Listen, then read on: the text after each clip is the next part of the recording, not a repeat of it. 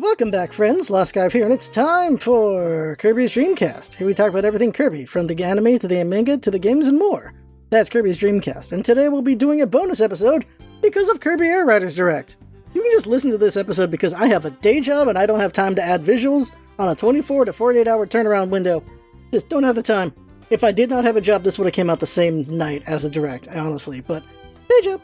Getting this episode out quick for two reasons. One, because we're all talking about it now, so strike fast and strike early. And two, because I'm still busy making two other episodes for this month. Next episode's going to come out tomorrow. That's going to be the third chapter for the first light novel radio play.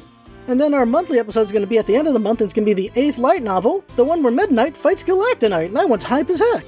You get 3 episodes in 1 month, isn't that nice? So in today's episode, I'm going to talk about what we saw in the order it came out, and my thoughts and reactions, and summarize everything we saw in the end. Let me know what you thought in the YouTube comments, by the way. But first, real quick, if you want a TLDR at the start, the game is coming out November 20th, 2025. It will feature multiple racers, not just Kirby, and so far shown 4 different vehicle types with lots of vehicles in them. Lots of racing stages and mini-game stages to play in, as well as an expanded city trial mode. The most wild new thing is everyone will possess Kirby's copy ability. I want to know the lore on that for sure. There's probably going to be no lore on that, so we're going to have to headcanon that. But that'll be fun, I'm sure. Or not, because some people are a bit much about the canon in the Kirby fandom. Not too many people, just some, just a couple, but it'll be fun to see. So let's go from the top. I was surprised to hear an English language song at the start, but later we learned it said English version, so we'll get a Japanese version too. It was great seeing Sakurai again. If you haven't watched his YouTube channel, you should. His Direct was very much in that style, and it was great. Yet it's been 22 years since Kirby Air Ride, and this is one of the few games I never got to play. I was a poor college kid when it came out, so I couldn't afford it. Now you know how old I am. So everything in this Direct was news to me for the most part. The first cool new feature was why they named it Air Riders, because you can choose your rider. That's hype right from the start.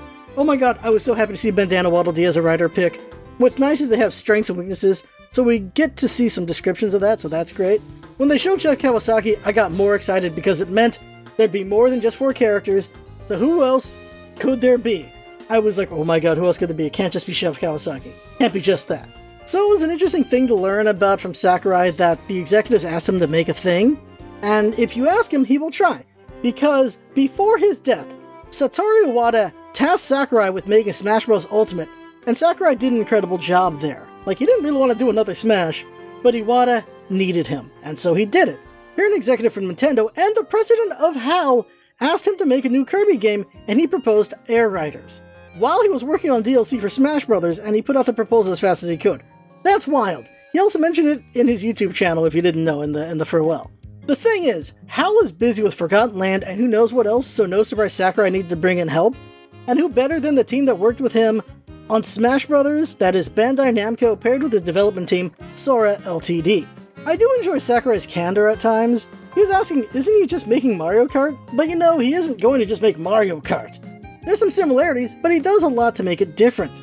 Seeing the gameplay is wild. It's fast and there's so much going on. It's definitely a visual spectacle that feels like Sonic at times, especially with the grind rails. So Sonic Adventure 2. Oh my god.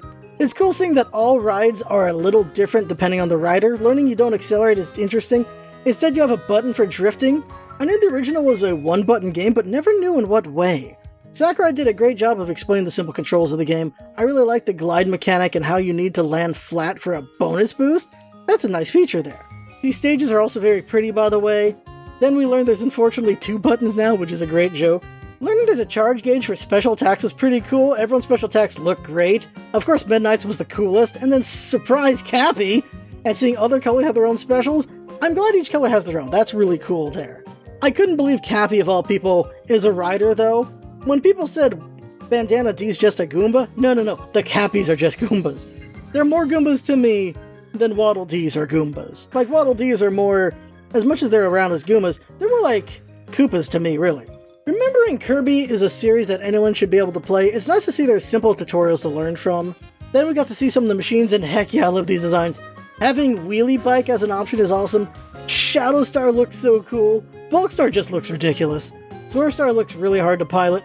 So Star and Bike were in the original, and now we have Chariot and Tank types, and I really want to try out the tanks. It's interesting seeing that damaged rides are faster, so of course we were going to try to do risk versus reward to win there, and that'll be interesting. Then comes the most exciting part for me.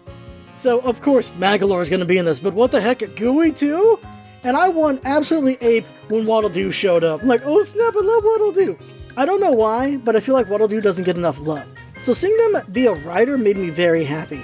And by the way, if you listen closely to some videos, I play the Dinky song in the background whenever Waddle Doo is around.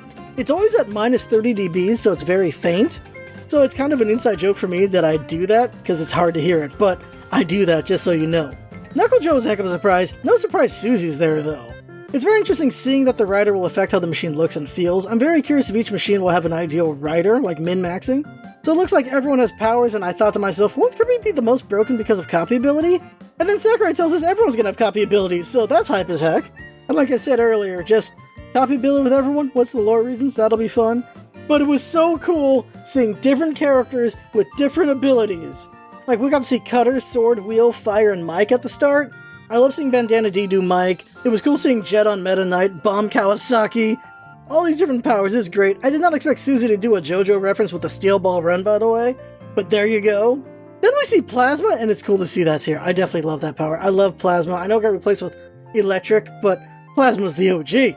Kawasaki ladling to copy is hilarious, and of course a reference to Kirby Superstar where he does that to Kirby. I like that they emphasize that you want to defeat as many enemies as you can for speed-ups. Then out of nowhere, he shows a Starman. Oh my god. There's a Starman waiting for us. Oh my god. I love that Starman is a rider. Also, learning that Sakurai loves them is also great. That's wonderful. Starman's always been a funny character that you don't see that often. I do like High Jump. It's just a weird power. So it's cool to see Starman here. Then he went over Air Ride, aka Race Mode. It's your usual racer, but bounced around 6 racers. The game already looks chaotic with 6. Might have been too much with more, so it sounds like Sakurai didn't want to do too many players, so you have a 1 in 6 chance of winning. Something he emphasizes later, and that is a thing, like with Mario Kart, sometimes it's just only one person's going to win every single race because they're that good. If Kirby's got enough chaos to give everyone a chance, it might be different. Then we got to see him race in Water Flow Waters, which looks so cool. Honestly, it feels like there's a ton of things going on, but it looks so cool. Also, the more I watch, the more I see how focused the driving is without being too distracting. Usually the screen is the most crazy when you're on rails, which doesn't require player input, so you're not getting affected too much. The sea part in front of Kirby and him explaining the game will have star slips, and we see Rayleigh and Kirby using powers was just so cool, so great. I like that there's a lot of comeback mechanics without it feeling cheap, like no one likes the blue shell, honestly. So that's really cool there. What was very interesting was that attack speeds you up and not slow down your enemies. Later we'll see players get impeded by their players and even blow up, but I think it's all going to be optional. Not all people like getting screwed over in games like Mario Kart, so Sakurai's version might feel better for those players. Though it might still be frustrating to lose despite feeling like nothing really messed with you. Did anyone else notice Sakurai started late at the start and ends up just first place with ease, flexing without being obvious about it? We then got the victory screen and it felt very Smash Bros, which to be fair, this is the guy who made Smash Bros, with the team that made Smash Ultimate, so the DNA is showing. By the way, it is most likely Sakurai's wife that designed the UI here, since she has done that in the past. Sakurai himself comments that the course was dense, but I felt like it was still had a lot of clarity there, like I said earlier. He mentioned there isn't much repetition, which does sound good. Then we saw some stages like Floria Fields, Cavernous Corners, and I thought, are they going to have that naming convention the same letter at the start?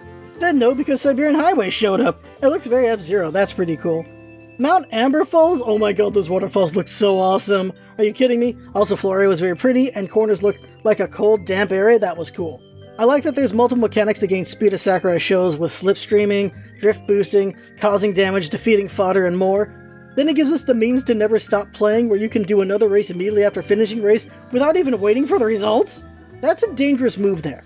As someone who's spent hundreds of hours playing CSGO, it can be dangerous to be able to just do one more game so easily. This time just goes away. Then we got to see more machines, a lot of return machines that I know of because they're in the light novel. Rocket Star looks very good for boosting. Battle Chariot gives me vibes of Axel from Twisted Metal. Then we get to see game adjustments we can do. Again, I love all the accessibility we have here. I was thinking about kids, but then I realized this will also be good for, like, handicapped people and older players with less reaction time, because he shows that you can slow down the speed of the game too. So that's nice. Alright, this is also when he shows you can turn on machine destruction, and we can see Kirby lose his machine.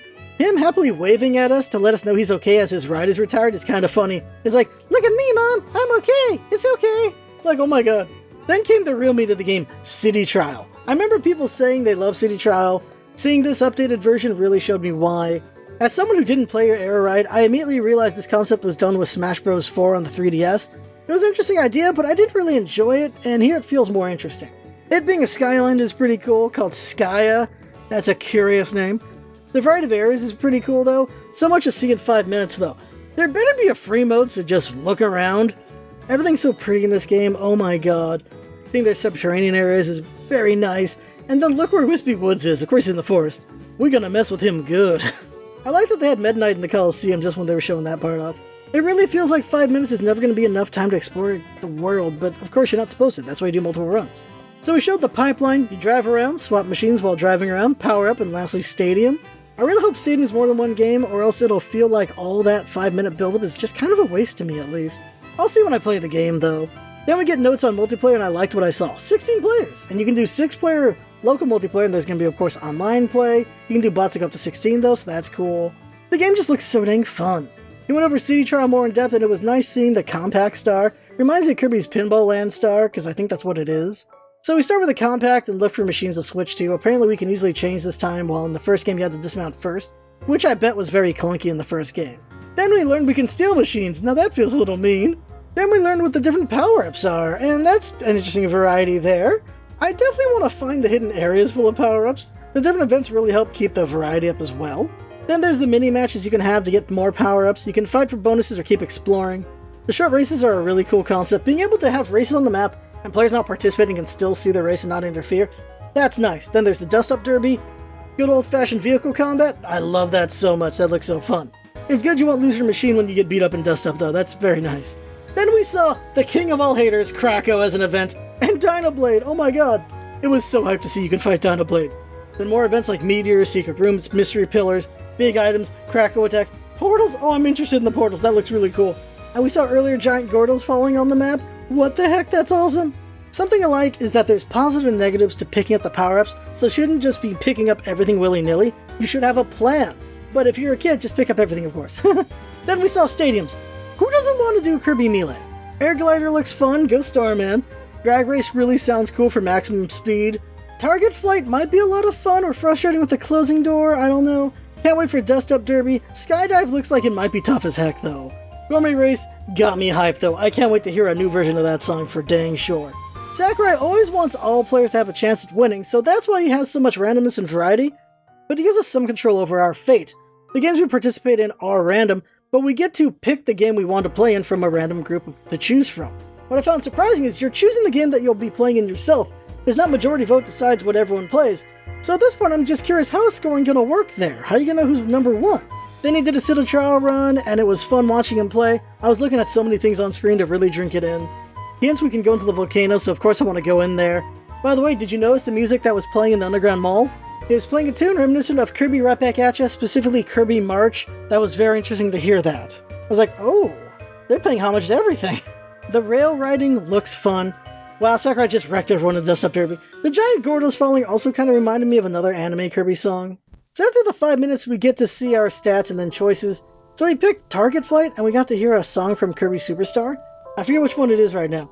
He ends up with first place with 200 points. It looks like you only have to worry about whoever is in your specific stadium beating you, which means 4 people get to win out of 16 players, I think? Then we saw there is items like a cannon that you can stock up items and drop them anytime too, so that's useful. Oh, I forgot this part. So just to be more random, sometimes everyone gets forced into one specific game. This could feel not great for players who come in with a specific plan to do something with flyers or combat and you end up in something you're weak at. But I'm sure you can make a game setting where you always choose so you don't lose to randomness if you hate that. What I found interesting is that there are times where you'll get a hint as to what stadium is coming up, but it could also be lying. This game has so much going on. The major look was wild though. What do you mean, what? Apparently only up to 8 players can be in one stadium, so over 8 will be split into 2 groups, so that means you could have 5 winners in one game then maybe, or even more.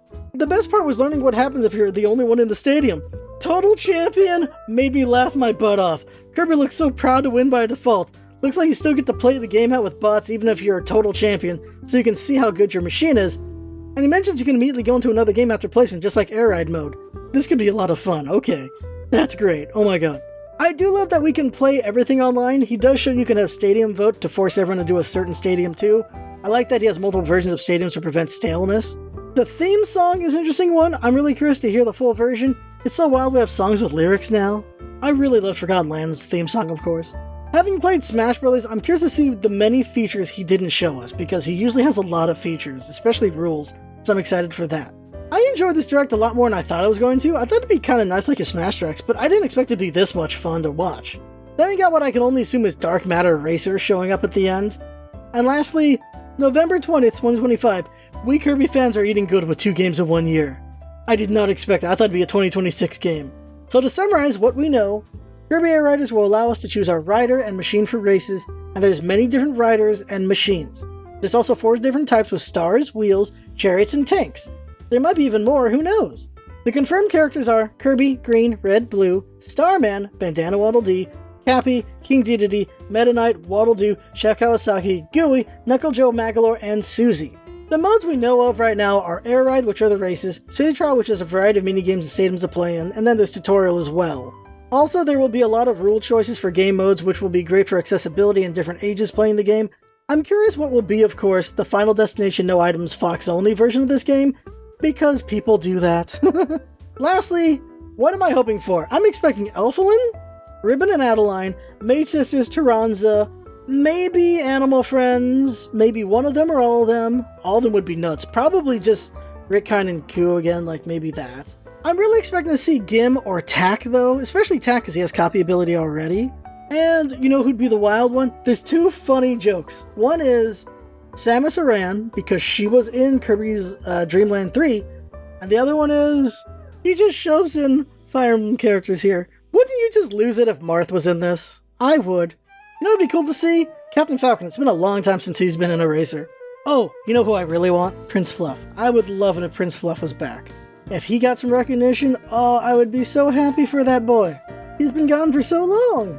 That's it for this episode. I really love the Direct, and I can't wait to play this in the Forgotten Land expansion. We'll have 2 episodes on that game, by the way. It'll be a First Impressions of Forgotten Land expansion after I beat the game, and a full review when I 100% the game. If you're listening to this episode the day of release, tomorrow will be Chapter 3 of the first Kirby Light Novel radio play, and at the end of the month will be the 8th Light Novel. The one where Meta Knight fights Galactonite. I keep saying that, but it's actually a really epic book. I cannot wait to talk about that book. So that's it for now. I had fun. I hope you had fun too. Thanks for coming by, and see you next time.